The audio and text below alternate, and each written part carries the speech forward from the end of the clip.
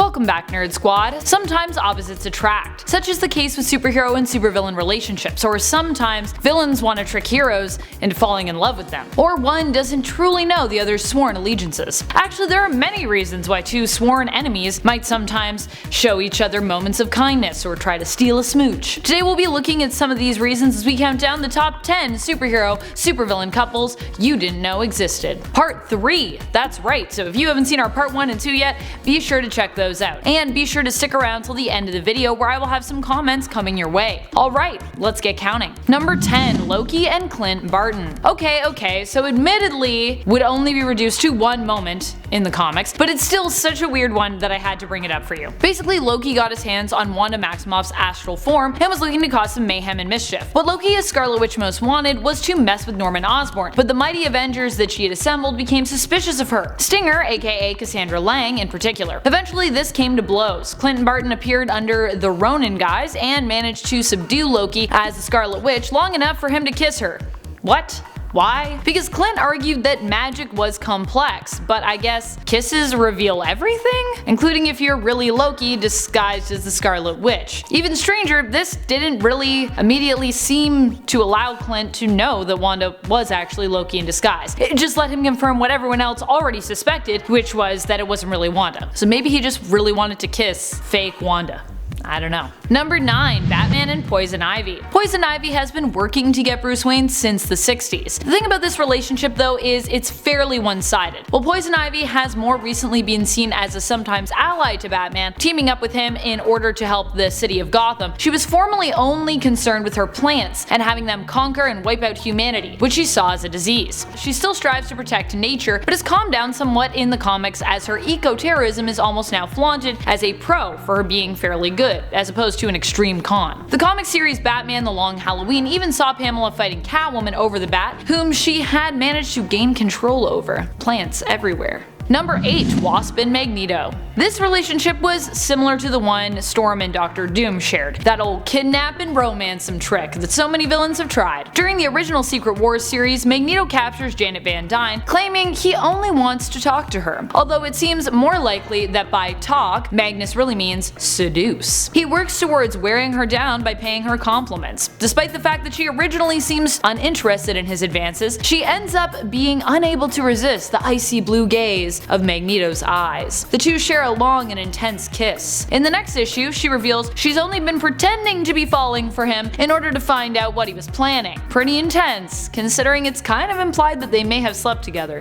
Why else do you ask someone to make a comb for you? If you gotta fix that hair, something happened. Number 7. Mystique and Professor X. This one is pretty crazy and still pretty mysterious in regards to how it all happened. What we've been led to believe so far is that Charles and Mystique most likely had a wedding in secret. They were potentially married to one another while they were also maybe married to other partners? We don't really know. During their romance, wed or not, Mystique conceived a child by Xavier. She gave birth to a baby boy under the guise of Moira McTaggart after the death of Charles by Phoenix Force possessed Cyclops, and ended up giving the baby away. He would grow up to become Charles Xavier too and look just like his father, causing some confusion for future X-Men. Number 6. Magneto and Rogue.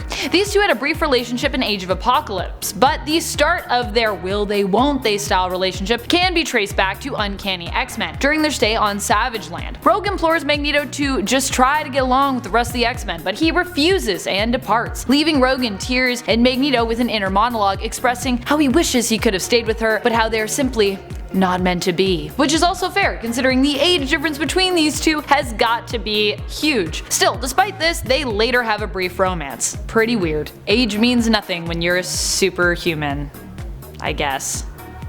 Number 5. Diamondback and Captain America. Diamondback was originally a criminal who was part of the Serpent Society. Despite her criminal roots, she fell in love with Captain America after the first time she fought up against him. She made an effort to team up with Steve Rogers. The two even dated while she was still with the Serpent Society. Although she later ended up defecting and joining S.H.I.E.L.D. when the pair started their romance, Rachel Layton aka Diamondback was known as a criminal. She often goes back to crime. Number 4. Rogue and Shadow King. Rogue and the Shadow King have had a very very interesting relationship in the comics, one wherein he aims to make her his Shadow Queen. The why behind this has to do with all the people that Rogue has touched and absorbed. Through her, the Shadow King would gain access to all of them, which makes her appealing to him and makes him want to woo her. Still, this relationship is super creepy, especially how into it Rogue looks in every panel involving the pair of them. What is happening there, Rogue? She looks so intense too, she's like, I'm super into this. Number 3. Loki and Storm. Loki found himself pining after Storm at one point in the comics when he was looking to replace Thor in Asgard. Using his magic, he turned her against her fellow friends and X-Men and made her believe that she had lost her powers. He then made her own version of Mjolnir and gifted her power with it. Beyond just attempting to trick Storm, Loki seemed to genuinely pine after her, complimenting her strength and beauty, and even pondering that she would make a great queen for him in Asgard. Fortunately, Loki did not get the opportunity to continue manipulating her into a relationship with him. The X-Men fought to remind Storm of who she and they truly were. After she got confused and attacked Wolverine, and Hela came forth to claim his soul and finish what Storm had started, Storm turned against Loki and the X-Men won the day. No one messes with Storm. Number 2. Jezebel, Jet, and Batman. Jezebel Jet was a wealthy socialite and the ruler of an African nation in DC Comics, referred to as Matamba. Sorry if I say that wrong. Bruce met her at a fundraiser in an art gallery in London, and after talking with her, attempted to get her phone number. Initially, Jet spurned his advances, citing Wayne's reputation and not wanting to become just another notch on his bedpost. Fair enough. The two ran into one another at a ski resort, and after spending some time there, began dating. The relationship started shortly after Damian had been dropped on Bruce's doorstep, which caused Talia to keep a close eye on them. Jezebel and Bruce almost broke up due to his consistent, mysterious, and unexplained disappearances and going-ons in his life, until an attack on both of them caused Jet to realize that Bruce Wayne was actually Batman. The two then became very close, with Batman even giving her a tour of the Batcave, and there was talk that they might even get married. But it was not meant to be, as it was later revealed that the relationship had been a trap, as Jezebel had been working as a mole for the evil organization the Black Glove, and Bruce claimed he had been playing Jet as well, and had known her secrets all along, revealing facts about her past as evidence. Then why did they have a relationship? They're both playing each other, I don't understand. After escaping Batman, Talia would attack Jet's plane and later revealed that she had killed Jezebel, presenting Batman with his former lover's severed head. That's a good way to win a man, Talia. That's a good way. Number 1. Joker and Batman. Wait, what? But when does that...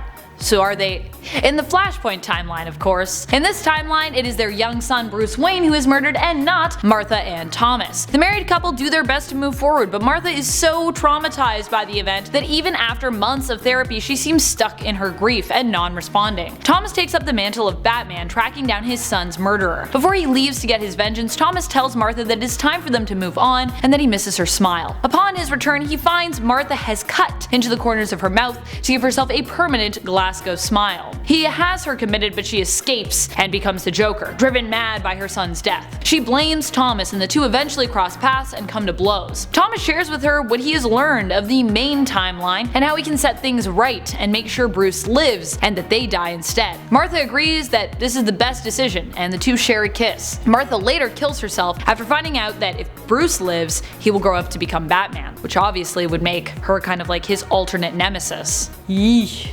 Drama, intrigue, Flashpoint. Thank you so much for watching, Nerd Squad. Man, Batman sure likes them supervillains, whether it's Thomas Wayne's Batman or Bruce Wayne's Batman. What are some of the craziest romantic moments that you have witnessed between superheroes and supervillains? Are there any couples that you feel like we have still not yet mentioned? Who are some superheroes and supervillains that you think should get together? Let us know in the comments below. And speaking of comments, time to take a look at some of my comments from my video, Top 10 Superhero Teams Better Than the Avengers. Ooh, that was a savage one. James Varble writes, "We need more X-Force, the Illuminati, the Invaders, and the Sentinels of Magic." I actually really wanted to include the Illuminati, but decided to swap them out for the OG Defenders team, which I thought was just a touch stronger. I do love me some Illuminati though, and X-Force. Maybe on a part 2 of this list. Or maybe X-Force on Team teams that are better than the X-Men? JK, no team can beat the X-Men. Not to me anyways. Jason Dixon commented, Justice League didn't even make the list? Fair concern. I specifically avoided Justice League because I personally think of them as DC's equivalent to Marvel's Avengers, and I didn't want to make the list about which is better between DC and Marvel, so I just left them off for that reason. Justice League is awesome, as is DC's OG Legion of Superheroes. I wanted the list to be more about the teams that don't get as much love as the Avengers, especially the MCU Avengers, but that equally or more than deserve it. And that's all the time we have for comments today. Be sure to comment below for a chance to get featured in a video in the future times. And remember to like, subscribe, and ring our bell if you haven't already. This has been Top 10 Nerd, and I'm your host Amanda McKnight, reminding you as always to stay nerdy, YouTube.